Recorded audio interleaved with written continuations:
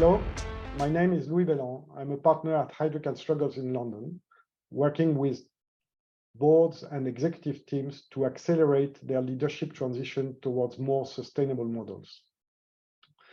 Today, I'm talking to Nicolas Sordet, co-founder and CEO of Afyren, one of the French industrial startup companies focused on providing low-carbon chemical products with a circular economy approach. Nicolas, welcome, and thank you for taking the time to be with us today. My first question, Nicolas, is about Afyren.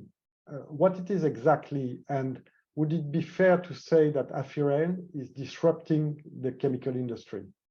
I think we cannot really say that Afyren will disrupt the world chemical industry, but I think it's true to say that we are disrupting the chemical industry. We are about to prove that green chemistry as a sense can be competitive and can be a solution to fight against the climate change that we are facing today. And so now, I mean, you are moving to an industrial stage, from a startup to an industrial stage. What do you think will be your challenges going ahead, especially from a net zero perspective? I think this is really, I think you are right to say this is really challenging, because when you are a startup, you have to manage both, you know, the development of your own company, but also this net zero challenge, or organize the process to be in the positions to decrease massively the CO2 emissions. I think no matter the size of the company, that you can be a startup or big group, big companies, I think this is challenging anyway. So it's not specific to startups. But you know, we have been helped by your model, because from the beginning we have put in the heart of our process this climate strategy, this CSR strategy. Our model is to propose bio-based solution with a low carbon footprint. We will divide by 5 the CO2 emissions compared with the chemical industry today. So I think it's very helpful to, you know, to finally achieve this big challenge on the strong and high objective and target that we are setting up for the company. Just an example, we are targeting to reduce by more than 100,000 tons of CO2 by 2030, compared with the benchmark. So at this critical stage, also from a business, a leadership, and a culture perspective, what challenge do you see in your organization to really get to the industrial stage? I think it's challenging because you have both to be competitive, so put in place a technology which will be sustainable as a company and financially, but also when we are thinking about the climate on the challenge that we have in front of us. I think it's a challenge also because you need to bring the team and make sure everybody will be in phase. Everybody will push in the good direction and in the same direction, to be different, to think differently.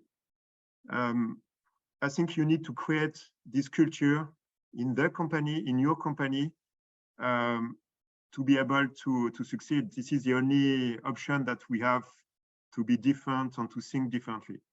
On people and talent, do you think that the talent needed will be different, and the way they work will be different as you continue to grow, as compared to the startup phase you've been in the previous years? I think so, and I think it will impact two things. The first one is, I would say, the technicity or the technique of the process that we will use. I think we need to have people who have, you know, a better technicity, a better knowledge to implement in our process technologies that can be impacting regarding the net zero on our climate ambitions. I think also we need to have a different mindset. We need to think out of the box. We need to think how we can improve. We need to think how we can manage this process, which is new, with the target that we are trying to reach. And you need to have people in the company who are confident enough to be able to implement this new technology or new approach and think differently compared with maybe what they have to do before. And I think it's obviously challenging, but it's also very good. It's very powerful when it's about developing a company. Mm-hmm.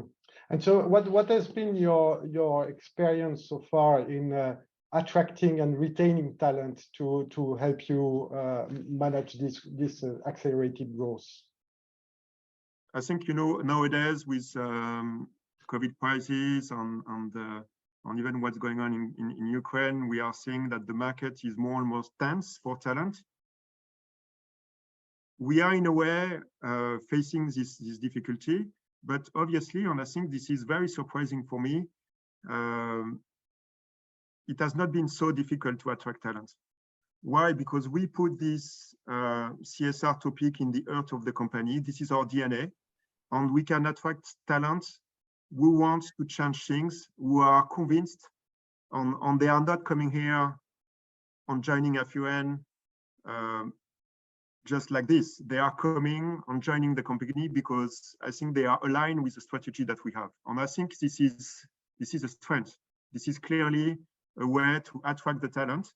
And I was relatively surprised that attracting talent even from big company, which is sometimes challenging for a startup, has been possible and I think it happened relatively smoothly. But when it's about retaining the talents, which is a different thing, of course, you have to, the strategy is helpful, but then you need to stick on. You need to show that what you are saying is in line with your acts on what we are developing. Otherwise, the people, are, they can lose the trust. So, and I think this is where, we need to be focused and we need to say and do what we are saying. Mm-hmm.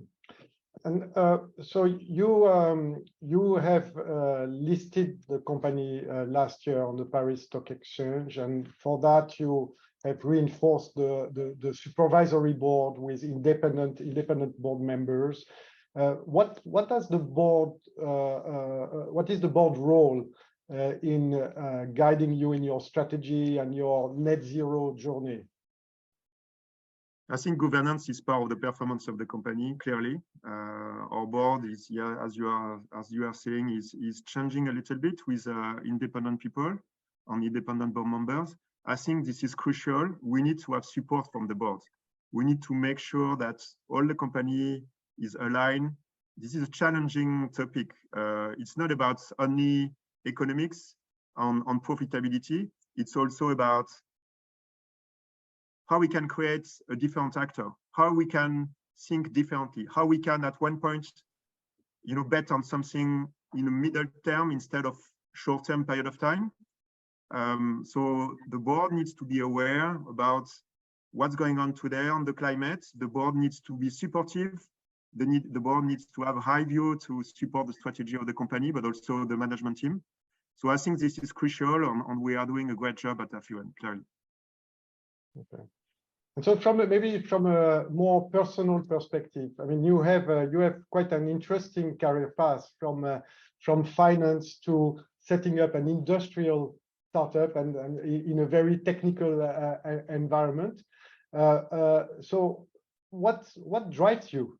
Why are you doing this to you? I think this is a good question, but I think it happened in two different steps. So the first one is when I was working in finance in Hong Kong on financial markets. I think at the end of my career, I didn't feel very comfortable with what I was doing. I was not completely aligned with the job, and I think it was first of all the first motivation for me to change and to do something else. And then, when I've met Jeremy at the first time, working on something which has more sense, then was obvious.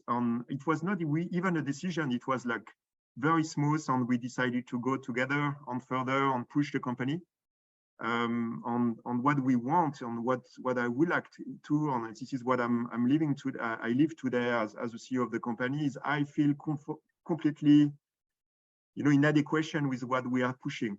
You've learned also from a leadership perspective, and we talk a lot about purposeful leadership those days. Is this something that you have learned, you apply? Is this something that you try to share with your executive team? What does it mean for you, this purposeful leadership? I think this is the basis for me, or the basic of success. You need to bring people on you, especially when you think about doing something new, starting a chemical company from scratch, which is industrial. To bring the company, bring the team, and we have to remind that a company like this, starting from scratch, from zero, is based on the talents, is based on what the people are bringing. It's not only based on technology; it's based on human. And I think this is finally our mission, to have this kind of leadership on this has to be, I would say, natural. And I think this is the case because when I'm saying that I'm aligned with the strategy on what we are doing, I think the team can feel it. And I think probably this is the best argument. Yeah. And so what do you think the future skills will be needed for a CEO in this industry? Is this what you described? Is this applicable to all CEOs of the industry, or is this something that is more reserved for startups scaling up? All the companies needs to think about what's going to happen next. So we need, for a CEO, we need, I think, conviction, because you need to, to be courageous, to change. I think we need sense of anticipation, because what's going to be here tomorrow is not the same as of today. And probably as well, we need more reliability. I think the team needs to think and trust you, to follow you. I think the talent war, I would say, is also very challenging, as we have discussed. We need to have a team with really behind the company organization, but also strategy.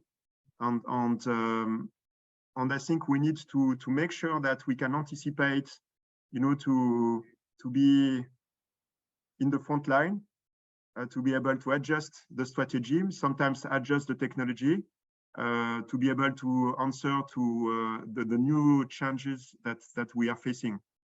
I always think about Kodak, the Kodak company. For me, this is, and I keep thinking about this company. They were leader on their markets. They were very powerful, and finally they failed. They failed up to bankruptcy. And I think this is clearly, for me, a big driver about how we can organize the strategy to make sure that we are taking the good decision, and we will be able to take the good turn. Thank you, Nicolas. And so maybe, I mean, we've done some steps together, you, Afyren, and Heidrick Struggles. So I'd be interested to hear from you. How did we support you, and how would you recommend other CEOs to work with us?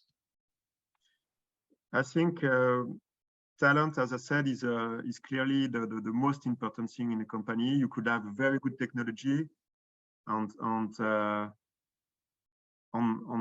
you can fail if you don't have the good people at the good place.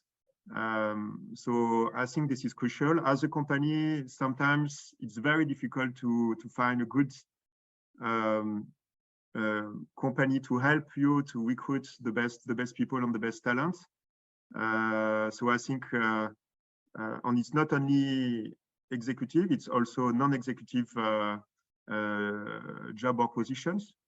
And I think in that perspective, Heidrick Struggles has been very helpful to help Afyren to attract new talents, sometimes coming from much bigger company. So we of course we will recommend you to other CEOs. I think this is key to have beside you a headhunter or a company which understand your culture, your DNA, is able to select the good talent that you could meet. I think this is crucial in our development. And what was it like working with us? Well, I think it was pleasant, very transparent. So at the end, it was simple and efficient. Well, thank you, Nicolas. Thank you for your time, and thank you for taking the time to speak with us today. Thank you. Thank you very much.